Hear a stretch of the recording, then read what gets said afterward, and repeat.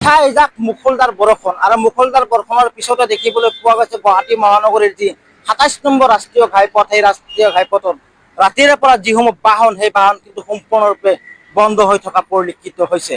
উল্লেখ কৰিব লাগে, আপুনি যদি গুৱাহাটী মহানগৰীৰ জালুকবাৰীৰ পৰা খানাপাৰা অভিমুখী হয়, আপুনি কিন্তু নিশ্চয় ভাবিব লাগিব এই মুহূৰ্তত সম্পূৰ্ণৰূপে বন্ধ হোৱা পৰিলক্ষিত হৈছে ২৭ নম্বৰ ৰাষ্ট্ৰীয় ঘাইপথৰ খানাপাৰা অভিমুখী যি ৰাস্তা, সেই ৰাস্তা যিহেতু এক্সেল কেয়াৰৰ সন্মুখত এই মুহূৰ্ততো কিন্তু এক বুকু পানী দেখা পৰিলক্ষিত হৈছে। গুৱাহাটী মহানগৰীৰ হাতীগাঁৱে হওক, লখৰাই হওক, গুৱাহাটী মহানগৰীৰ বৰাগাঁৱে হওক, নিশাৰ বৰষুণত কিন্তু সম্পূৰ্ণৰূপে বন্ধ হৈছে। আনফালে মই যদি উল্লেখ কৰোঁ, এই মুহূৰ্তত আছাম ডক্টৰ সমূহ দৰ্শকক দেখাবলৈ মই চেষ্টা কৰিম, যিহেতু ২৭ নম্বৰ ৰাষ্ট্ৰীয় ঘাইপথৰ যি জালুকবাৰীৰ পৰা যি খানাপাৰা অভিমুখী, সেই অভিমুখী ৰাস্তা এই মুহূৰ্তত সম্পূৰ্ণৰূপে বন্ধ হোৱা পৰিলক্ষিত হৈছে। হয় চাওক, মই পুনৰ উল্লেখ কৰিছোঁ, যিহেতু নিশা এজাক মুখলধাৰ বৰষুণ আৰু বৰষুণৰ পিছতে গুৱাহাটী মহানগৰীৰ বিভিন্ন অঞ্চলকে ধৰি এপ'ল' হস্পিটেল অৰ্থাৎ এক্সেল কেয়াৰ হস্পিটেলৰ যি সন্মুখত, এই সন্মুখত কিন্তু এই মুহূৰ্তত দেখিবলৈ পোৱা গৈছে কৃত্ৰিম মানত বুৰ যোৱা পৰিলক্ষিত হৈছে।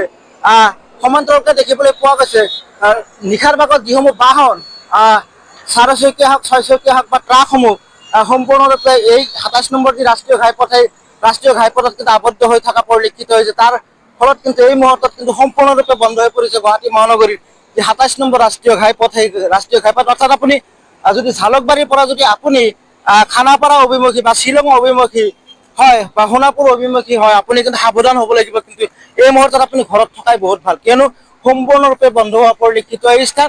আৰু নিশাৰ ভাগত যিসমূহ ট্ৰাক, সেই ট্ৰাকসমূহ কিন্তু চলাচল কৰিছিল আৰু নিশাৰ ভাগৰ পৰা কিন্তু এই মুহূৰ্তলৈকে কিন্তু সম্পূৰ্ণৰূপে বন্ধ হৈ থকা পৰিলক্ষিত হৈছে। আৰু মই এই মুহূৰ্তত আছাম ডক্টৰ সমূহ দৰ্শকক এই মুহূৰ্তত এই স্থানৰ পৰিৱেশ দেখুৱাইছোঁ। এয়া হৈছে গুৱাহাটী মহানগৰৰ ২৭ নম্বৰ ৰাষ্ট্ৰীয় ঘাইপথৰ এটা পৰিৱেশ, আৰু ২৭ নম্বৰ ৰাষ্ট্ৰীয় ঘাইপথত দেখিবলৈ পোৱা গৈছে সম্পূৰ্ণৰূপে বন্ধ হৈ থকা পৰিলক্ষিত হৈছে।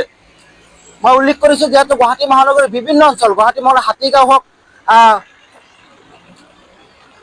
বেলতলাই হওক, গুৱাহাটী মহানগৰীৰ বিভিন্ন অঞ্চল কিন্তু বিভিন্ন সময়ত দেখিবলৈ পোৱা গৈছিল এনেকৈ যি এজাক বৰষুণ, সেই বৰষুণৰ পিছত কিন্তু যান জঁট হোৱা পৰিলক্ষিত সম্পূৰ্ণৰূপে।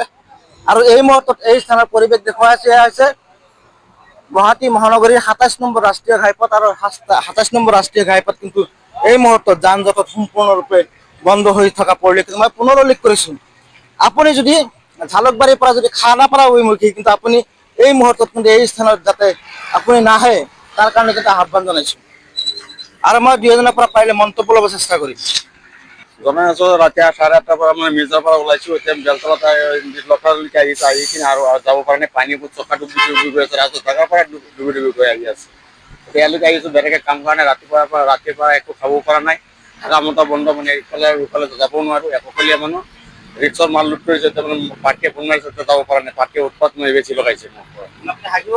হাগিব পৰা নাই, মই গাড়ীৰ পৰা নামিব পৰা নাই, এনেকুৱা অৱস্থা।